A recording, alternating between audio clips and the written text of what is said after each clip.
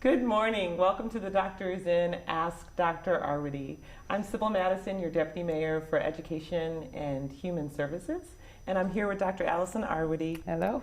She's your Commissioner for the Chicago Department of Public Health. We're so happy that you're joining us on this Tuesday. Yes, April 28th.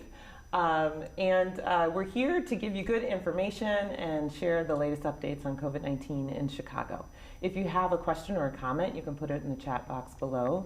You can also share your questions and comments with us through Facebook or Twitter using the hashtag AskDrArwady.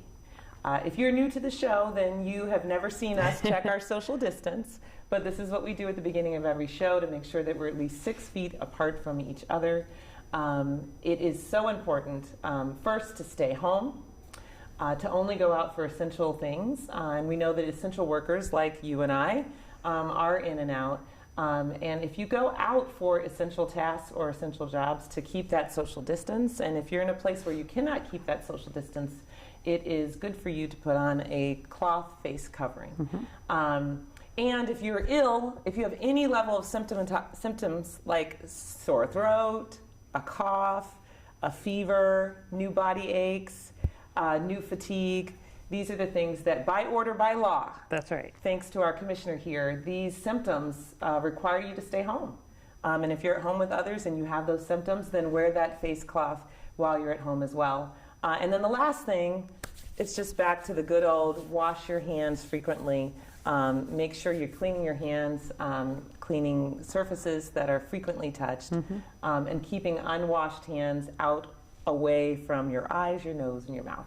So just a quick little primer review. Perfect. Did I do a good job, You did a Doctor? perfect job, Okay. absolutely. We're going to kick it off with the latest on COVID-19 here in Chicago. All right, thanks, Sybil. So as always, please go to chicago.gov/coronavirus. That's where you can get the latest of everything that is going on. Yesterday, we had a press conference, and as part of that press conference, we did share information about the new CHI COVID coach that is available for folks here in Chicago. You can register. There's a link to it on chicago.gov/coronavirus, or you can go directly to chicago.gov/COVID coach. And it's just a way for people, you can register on it, you can put in your information. And first of all, if you're having symptoms. So we get a lot of questions like every day about, I've had symptoms and how long do I need to stay out and what needs to happen with the people I live with and if I'm an essential worker and et cetera, et cetera. This is a way that if you're having symptoms, you can come and basically tell us that you're having symptoms, and then that's a way to connect to the Chicago Department of Public Health.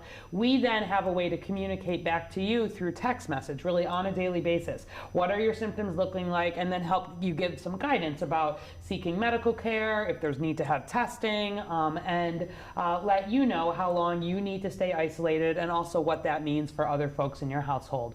We're also Doctor, does that mean that there's a doctor on the other side that's texting back and forth? Well, immediately it means there's an algorithm on the other side that is sort of looking at your symptoms and the amount of time that you're telling us that you've had these symptoms for, and using it in sort of a general way to let you know what you should do based on the guidance. But there are ways within that CDPH, Chicago Department of Public Health, actually can do some more text-based interaction, sort of if we need to, on an individual basis.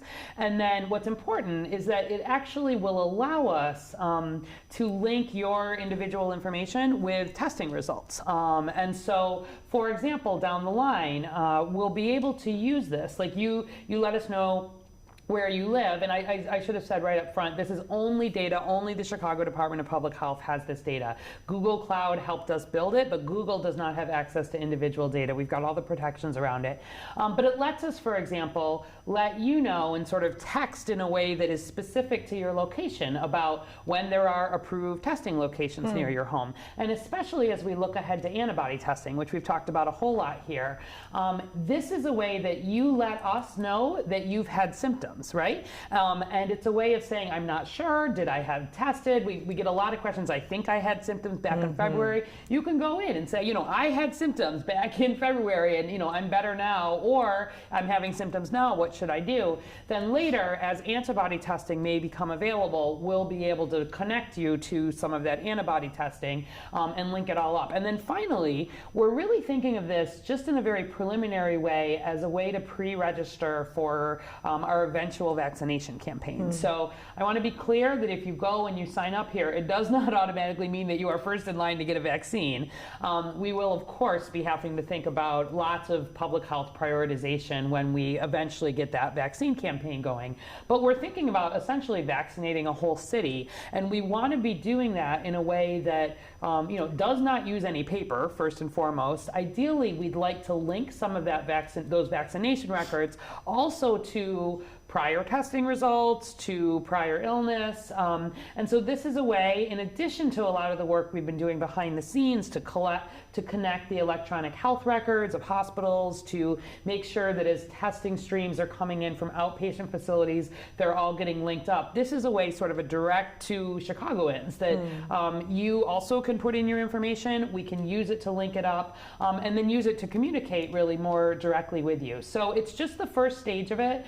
We were really planning to kind of continue to grow it and build it as we go, but I'd encourage people to go ahead and sign up. We keep all of your information private. We're not going to use it to bother you or send you things that are unrelated to COVID, but the idea is to be able to be helpful. So I encourage folks to check that out.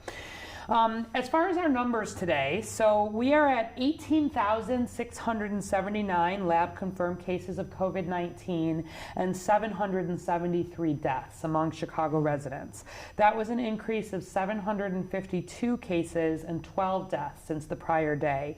And that 752 cases is a big number, but it is where you think about already being at 18,000 plus cases, it is continuing to show sort of curve flattening and progress in that realm. Similarly, we're seeing some progress in terms of deaths. We know that deaths lag a little bit behind cases because usually it's quite rare for somebody to die very suddenly from COVID. More often people get sick.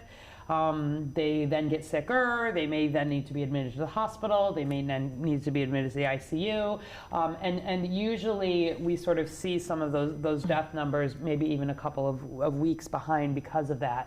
But we've seen similar curve flattening in the deaths as we've seen in the cases, which is important because we do a lot of testing among people, of course, who are seriously ill. If they die or if they certainly need to go to the hospital or the ICU, they're getting tested. And so I told you yesterday that our curve flattening, we've gone from a doubling every 2-3 days initially. We'd been at every 4, 6, 8, 12, and then more recently we were at about a sort of 16 to 18 day in that range. I think 16 day last I looked at it. Some of that is because more testing is coming on. But our death rates also, and maybe we'll show you these curves. I think we were going to do a more data focused one of these, I think Wednesday or Thursday maybe. But that also has gone, the deaths have gone from a doubling every 3 days to also about a doubling every 16 days or so. But when these numbers are big, right? We're talking about, we've had more than, 770 deaths. You think about that doubling, right? Unfortunately, still a lot of people seriously ill and dying from COVID here in Chicago. So in both cases, we really want to not just flatten but bend it. We have to start coming back down the other side, and that's not where we are yet. And that's why the governor made the decision to extend that stay-at-home order, and it's why all of you, are really doing your part by staying home as much as you can. If you need to go out, really having that be getting together with people outside your household only for those essential services, like going to the store to get groceries or the pharmacy to get medications, and then practicing, as Sybil went over beautifully right at the beginning, all of the the social distancing and the hand washing. So I think other things I'll note, you can obviously pull down this data right from the data tab on chicago.gov/coronavirus. The Illinois is at more than 45,000 cases now and almost 2,000 deaths. The U.S. is nearing in on 1 million cases. Wow. And well over 50,000 deaths. And the world is nearing in on 3 million cases and over 200,000 deaths. And we know that particularly, in all of those, I would say, especially once you start to look at sort of the US and the world, we know those are undercounts, that there are many, Yes. many more people here in Chicago as well, because these, again, just count our lab-confirmed cases. So especially the cases, we know there are many more people who have had COVID who just didn't have the testing, and eventually that's where some of that antibody testing will help us answer those questions in a more robust way. It's amazing, though, to think about millions of people Yeah. in the course of just 5 months, Yeah, right? yeah. Um, Yeah, absolutely. So as far as our testing numbers, we also continue to make good progress there. That's on our daily report. You'll remember that we report out what is our testing average, our average number of tests for Chicago residents per day, but we average it over the preceding 7 days because we know that on weekends testing tends to drop down and there can be some variation. And so our 7-day average for the first time is now over 2,500 tests. We're at 2,581 individuals tested per day on average over the last 7 days, and our cumulative percent positive is about 28%. So we've tested about 65,000 people here in Chicago, so it's good. Still not where we need to go, but Yeah. really every day we picking are up, though, isn't it? seeing real progress. We're seeing more and more regular outpatient providers reporting testing results into us. That's a sign that really this landscape is maturing, and we're getting to a point where you can go to see your doctor just like you would for anything else, be able to get that testing, and then importantly make sure that those tests are being reported in to public health. So I think if you have other, you're interested in looking at some of the details, I'll point you to the website for today. I will just highlight that we continue to see 93% of our deaths having those underlying chronic conditions. I also thought maybe we'd look just quickly at a couple of the maps. We update these really frequently, but pulled up for today the testing maps. So we've got first our number of individuals that have been tested for COVID by Chicago zip code. So that's when we ran this a couple days ago, it was at 62,000 basically. And first you can see on this map, remember as always, the darker blue means there are more individuals tested in the zip code. And so you can see that, we continue to really make some quite good progress. And particularly, we do really try to drive testing to the areas where we see more positive cases. That's part of our work of investigating clusters, our work of really making sure that we're doing more testing in congregate settings, and generally just wanting to make sure that people who are symptomatic are getting tested. So you can see there's pretty good widespread, improvements in the number of individuals tested. But then remember that we really like to look at rates. So let's pull up the second one. This is really highlighting the rate of individuals who have been tested for COVID-19 by zip code. And remember, this is where we correct, so that if you have a zip code that has a lot of people living in that zip code, you would expect there to be more tests done. Right. And so this is a better way. We talk about how many tests are done per 100,000 population. And so again, darker blue means more, and you can see that, particularly on the west side here, we're seeing more folks being tested. There is room to grow in all of these situations. We've got a couple of their zip codes here on the south, a couple on the north, but really trying to push testing as we push it throughout the city. Really, we use this data, and we use not just, this is the cumulative number of how many Yes. have been tested sort of since the beginning, but we also look at where are we seeing cases most recently, how can we make sure that the information and resources are getting out. Yeah. Did you talk about this with the Race Equity Rapid Response? We did. We talked about in our town halls. Yeah. We mentioned that because, of course, we're focused on the west and south sides, and, Right. and we do see more testing in those communities, and actually more African Americans have more been tested. still more African Americans disproportionately testing there because we do disproportionately see cases there. Yeah. Yeah. So, and it is something that people really want access to. So we've also been talking about that. And also talking about who needs to be tested. That's right. And making sure that people are clear on that. Because I think that there's a lot of concern and fear And I think that leads to everybody thinking that everybody needs to be tested. Right. And so we did talk a lot about the priorities for testing, which I think is important for people to understand. Absolutely, and especially, you know, that PCR, that's that nose swab or throat swab, that is testing for virus in your body right now, and the genetic components of that virus. And so we don't want people to be just getting that test to see what, you know, might I have been infected. That's really designed for people who are symptomatic predominantly, and we also are using it more widespread in some of these congregate settings, so that we can make intervention plans. And then the antibody testing that will be coming down the line, that's where signing up for like the Chi COVID Coach, for example, will help us help you connect to that when it is more available. The FDA at this point has approved 8 of the antibody tests only with what's called an emergency use authorization, meaning they're still not fully validated, but they can be used sort of in a lab that is doing extra validation of that. So that's progress. You know, a couple weeks ago we had 0 with that emergency use, and then we had 4, and now we have 8. But there's like 100 different ones out there, and especially the ones that have not been validated, we've not seen particularly good results with, and I worry about false positives and negatives. So yeah. I think the other thing that we've been emphasizing is just how important it is to not just be tested, but then to get consultation and care exactly alongside the testing, so that if you do get a result, you understand what you need to do, especially to take care of yourself, but loved ones, because again, as we know, like 80% of people can recover at home. That's right. So it's just really important that people get access to consultation around what the test means and what it means for them specifically in their living situation. What can they do, you know, to have more protection at home, or would they want to potentially go, you know, and be in a hotel, for example, as part of isolation or quarantine? We really want to pair that testing with a consultation. And so that's where really working to build up testing capacity in some of our really strong primary care centers is a good strategy here. We don't want people feeling disconnected from care. And there are, you know, literally hundreds of these that take people, even if you don't have insurance, even if you may not have documentation from an immigration standpoint, really are set up to have language accessibility, are based in communities, have boards that are made up predominantly of community members. And so we want to really build testing in those capacities as well,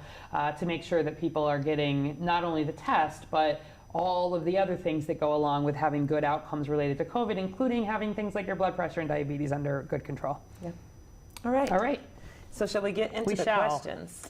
Rochelle Emmanuel from Facebook. I'm 65, in good health, but need to walk. Yep. We all need to walk. We do. Heart rate up every day. I have a mask with filters. Is it safe to walk to the end of the block and back? Oh, absolutely, Rochelle. So if you're 65, in good health, you've got a mask, absolutely.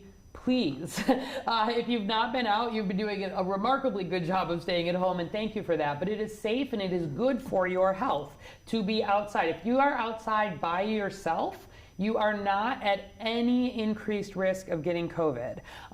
You know, we haven't even required the mask to be out of doors, right? If you're keeping sort of that 6-foot distance, if it makes you feel more like you want to wear the mask, mostly that's about keeping your germs from coming out. But you going out, walking to the end of your block and back, taking a short walk around the block, again, by yourself or only with people who live in your household, is not only safe, it is recommended and a good thing for you to be doing. So it's a nice day out. I encourage you and anybody else to step outside. You can be on your porch, you can be in your backyard. If you have access to that, you could, you know, wherever, you can open your window at a minimum.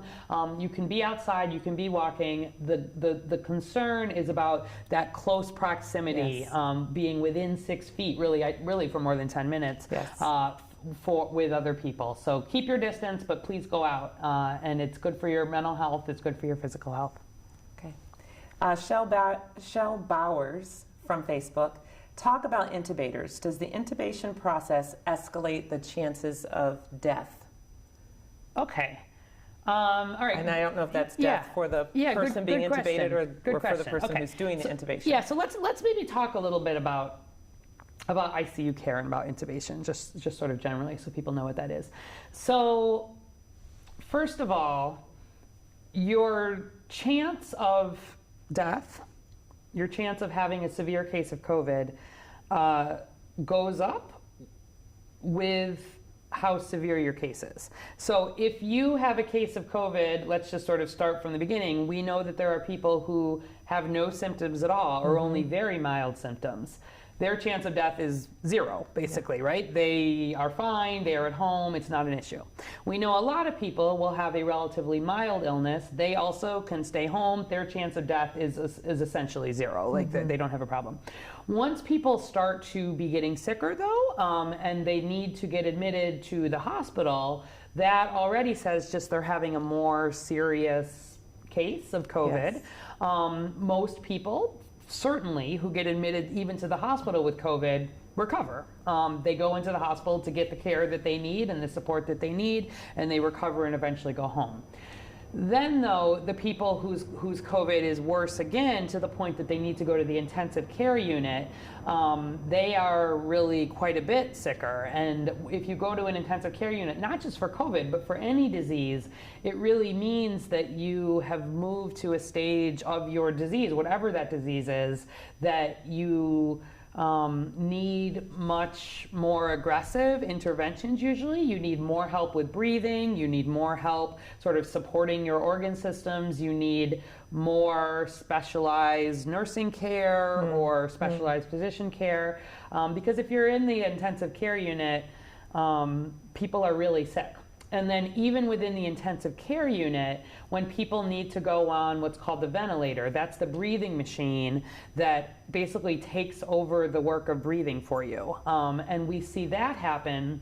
It's not like you just put people on a ventilator. That happens where other what we call less invasive ways of supporting oxygen are not enough. So you know how you've seen people with the nasal cannula, the little tube that helps support oxygen. That's a way if maybe you have a little bit of pneumonia, for example, from COVID or anything else, your oxygen levels are a little low. That's a pretty non-invasive way that you can turn the oxygen up. But if that's not enough, you can sort of put people on some masks. And then if that's not, there are ways that we sort of have of supporting breathing, levels of care. And once you need to go to the intensive care unit or you need to go onto a ventilator, you're basically not capable of breathing on your own, essentially. You're needing sort of a machine to help keep the levels of oxygen up. And often once we're seeing that, it means just your body is really sick. And so we often start to see problems with kidneys and problems with other infections and problems with the way blood can flow and clot. And so intensive care medicine is an entire specialty of medicine. And so when I trained as a doctor, I trained in what's called internal medicine, which is general adult medicine, and in pediatrics. And so we would do rotations in the hospital. I would work for, a few months in the neonatal intensive care unit or in the pediatric intensive care unit or in the adult intensive care unit. And it's a different type of medicine because very often the patients are actually not even well enough to talk with you.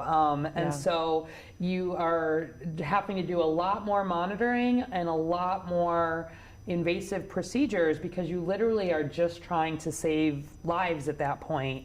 And the goal is to get people back out of the ICU, back to sort of the regular medicine floor. And then on the regular medicine floor, we start thinking about recovery and rehab and all of that. So intubation is one of these invasive. Yes, intubation literally means to put a tube into someone's throat to put them onto a machine like a ventilator to help them breathe. And so ventilators save lives for sure. If you did not have the ventilator, people would basically stop breathing. That's the whole point. They can't breathe without the machine, but it is not a good sign when somebody needs a ventilator. So we've heard actually, and so this happens all the day, all the time. It's nothing different to COVID. When you're in the ICU, you're always making decisions about who may need to get intubated. When can you try taking the tube out? Can you increase this and then you adjust the settings on the ventilator to try to keep the oxygen levels up without sort of hurting people's lungs, which can happen over time. And so people absolutely recover from COVID. I think that's important to remind folks of. I've actually heard there are some hospitals that many hospitals, like the hospital where I trained, every time a baby was born, unless it was in the middle of the night, the hospital would play just like a few little notes of like a lullaby just over the speaker system. It was mostly a little reminder to the staff that you might be taking care of really, really sick patients, and it can be really hard sometimes to work in the hospital with a lot of really ill folks. And you just get this like little reminder that there was also kind of new life and birth happening in the hospital. So it's this nice little thing. And I've heard that there have been some hospitals that have actually started kind of playing these same little notes when a patient with COVID comes off the ventilator. Like there was one that plays a few notes of like, here comes the sun, you know, just these like little notes, not a big announcement, but like kind of a signal to everybody in the hospital that like, yes, like there are people who are recovering, but a lot of people don't. And once folks are on a ventilator, a good number of them, you know, unfortunately, you know, despite all of the best medical treatment, and this is true for all diseases, not just for COVID, a good number of people actually don't survive. Yeah. So the process itself doesn't escalate the chances, Correct. but it's an indication. It's an indication. The process itself, getting intubated, is like our last best effort to try to save somebody's life. And if the doctor is recommending that somebody be intubated, it's because they think that there's a, do you know what I mean? It's sort of like they need that to be able to survive. But we also know that it itself is not. It means that the patient is really pretty sick. Yeah.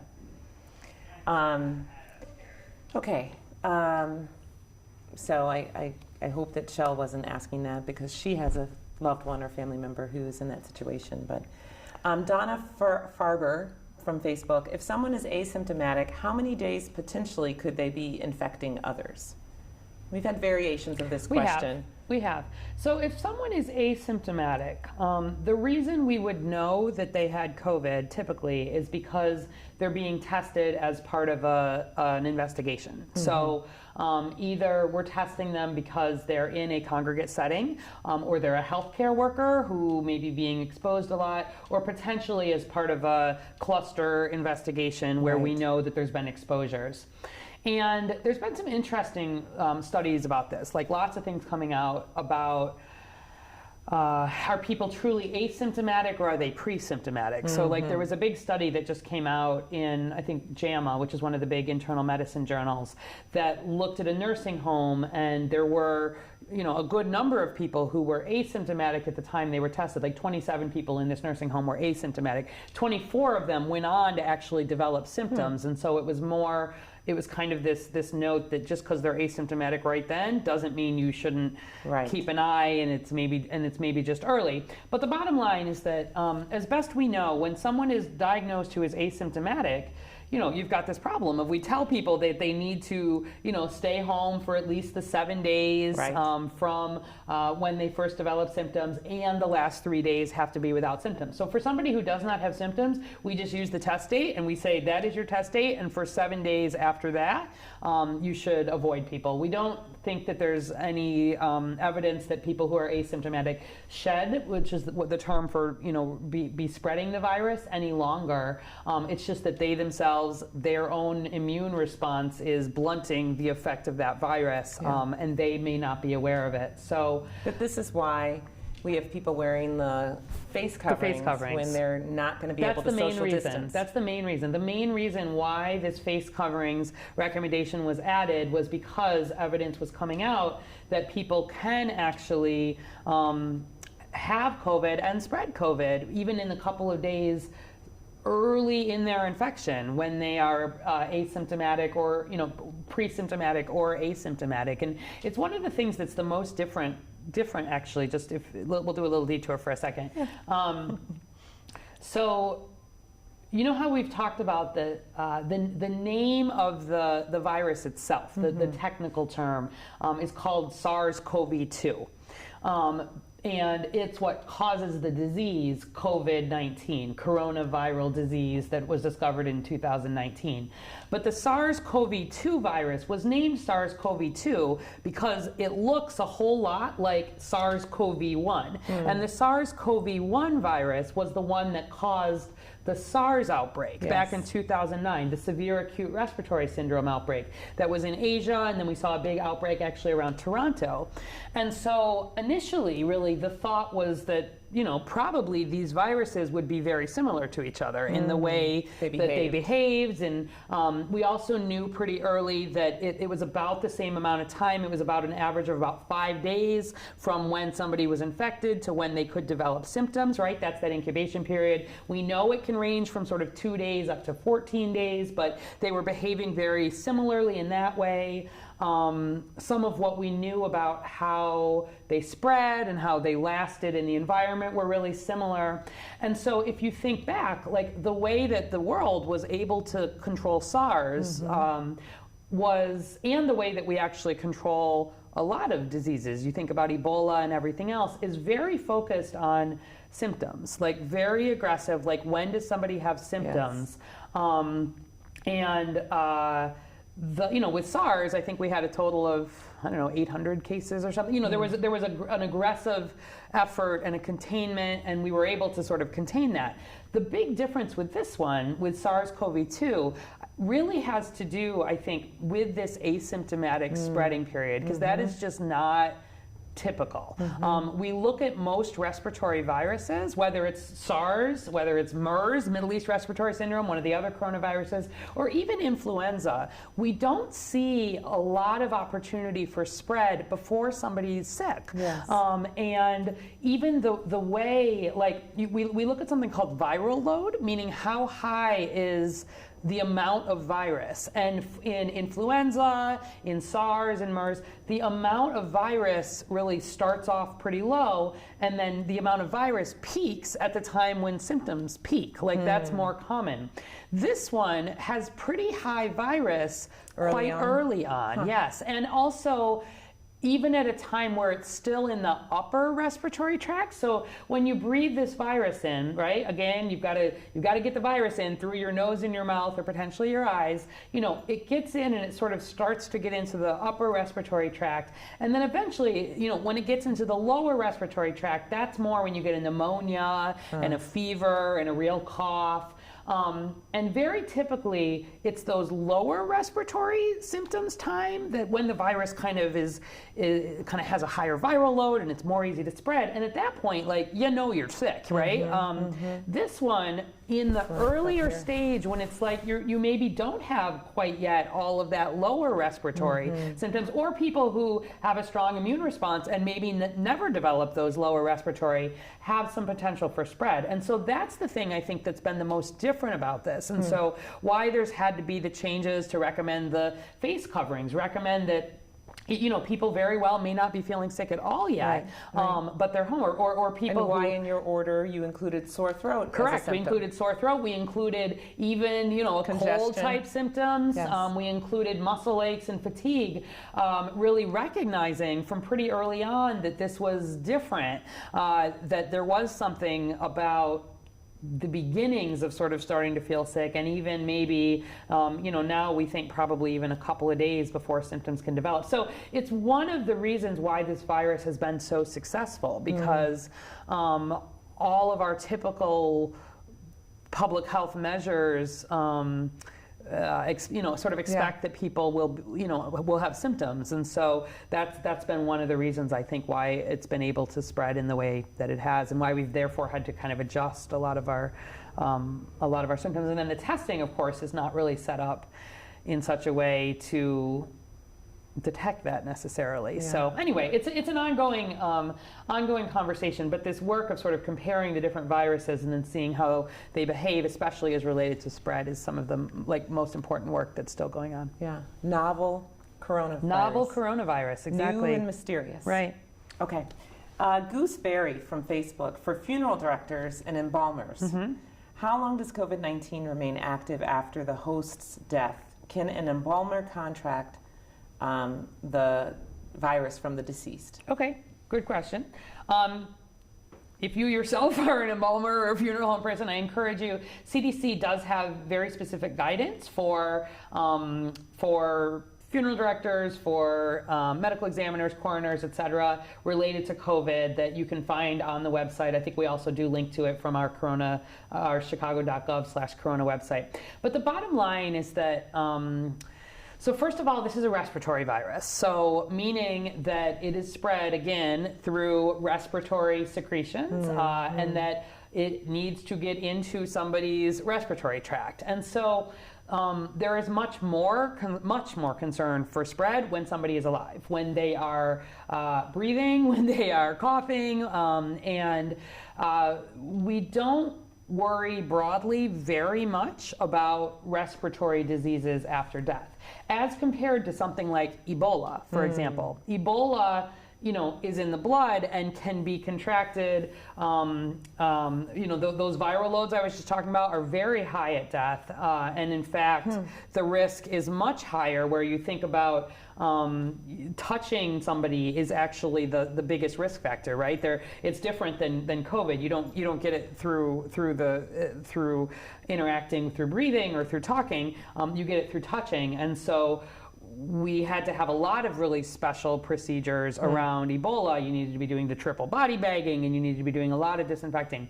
This really, you would expect potentially the respiratory secretions to still have some virus in them, probably on the order of hours after somebody has died, not days. If you look at the actual guidance on the CDC website, it talks about if there needs to be an aerosol generating procedure, like in an autopsy. So if you can imagine, sometimes there may be procedures that, again, may create those aerosols, then you would want people to be wearing the appropriate personal protective equipment. But even honestly, if they're doing a nasal sample on somebody who has died, they're not inducing coughing like you would in someone who is alive.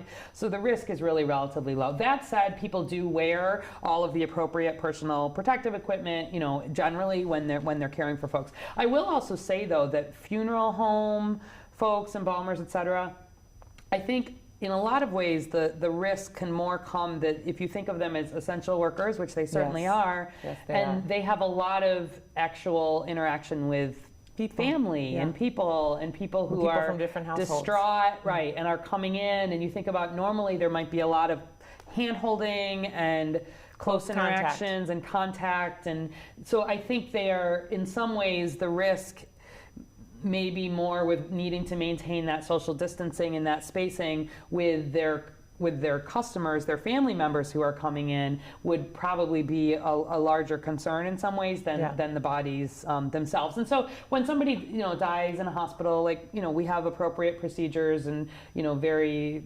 respectfully and carefully, people there's a body bag that's used and a wiping procedure that's done. Nothing unusual, similar to how if somebody died from flu, for example, you would think about risk of concern. So and we know that funeral directors have had to make a lot of changes to their practices, and just want to recognize and thank all the funeral directors who have done that. It's a tough time because we cannot gather to mourn. That's right. And so there's been a lot of adjustments made by funeral directors during this time to make sure that everybody is staying safe. That's right. And we appreciate that. Yeah, absolutely. And in the same way, that at the health department level, we do a lot of planning for hospitals. We do a lot of planning for what we call fatality management, and really working with the hospitals and the morgues and the funeral directors and the medical examiners about where we are seeing more people die than we normally would. That creates difficulties all the way down, and certainly would echo that thanks and that awareness of that particular line of work is just also really overburdened right now, and working to stay safe. But as compared to the bloodborne diseases like HIV or hepatitis that there have to be precautions around, or the GI illnesses, cholera, typhoid, the respiratory ones are, for the body itself, lower concern. Okay. Elvira Gascon from Facebook: is changing toothbrushes important once you get COVID-19? So basically, if you get COVID-19, And actually, if you get any virus, it's your own virus. So it's you have already been exposed to that virus. Certainly, you do not want any sharing of toothbrushes among other people in your household. I know there's a lot of, we get these questions almost every day about risks of reinfection, et cetera. If I've been really sick, I often like to just kind of get a new toothbrush or put a new toothbrush head on and just generally think about cleaning my environment. And especially if you live with other people, I think that's probably a good practice. But on an individual level, would that be considered a major risk? I would not consider it a major risk. So it's sort of a general hygiene. If you've been ill, clean up around. Like when you go through you're down, you're kind of down for the count for a couple days. You clean your house afterwards. You sort of clean your house. You just get kind of back. Exactly. Cleaning, especially if you just use the main toothbrushes you can get from the store, or if you have, I have an electronic toothbrush, I'll put a new toothbrush head on there. It's just a way of sort of being, I think, cleaning, which generally is good, especially if you live with other people. But I don't think there's major risk to you, certainly, of using your toothbrush and continuing to use it. Certainly through your illness, that's fine. Maybe replacing it afterwards. But even if you didn't, I don't think it would be a major risk factor for sort of reinfection. It's more just a general good hygiene practice. Got it. Vernon Williams Jr. from Facebook. I would like to see the statistics on how many people that took these free flu shots have died from COVID-19. Okay. So first of all, let's just remind everybody that influenza and the flu, completely different from coronavirus. The flu is not even a The flu is not even a coronavirus. And so what I would say broadly is that people who got a flu shot were definitely less likely to die from influenza. Mostly our influenza season, we're pretty much through influenza season at this point. If people are interested, I could actually pull the data. We put out every week, the Chicago Department of Public Health, every week we put out our flu update, and you can see kind of exactly what the numbers have been and where they fit in.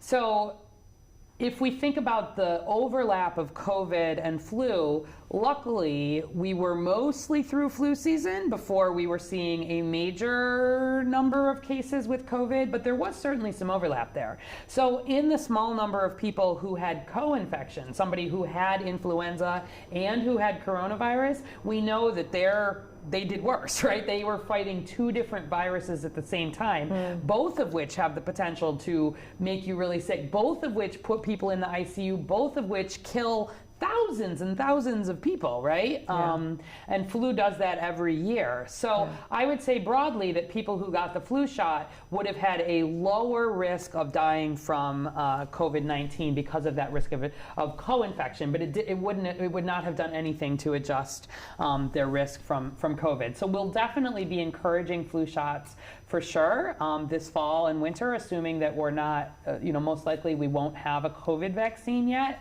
And where we think about real risk to our health system and to individuals, I worry about having a really bad flu season on top of even lower level of COVID infection. Yes. So we'll talk more about that in 6 months. But that would be my answer to the question. Okay. Faye State from Facebook. Can flies spread the virus? No. Flies cannot spread the virus. Mosquitoes cannot spread the virus. Flies cannot spread the virus. The virus, again, how does it get in?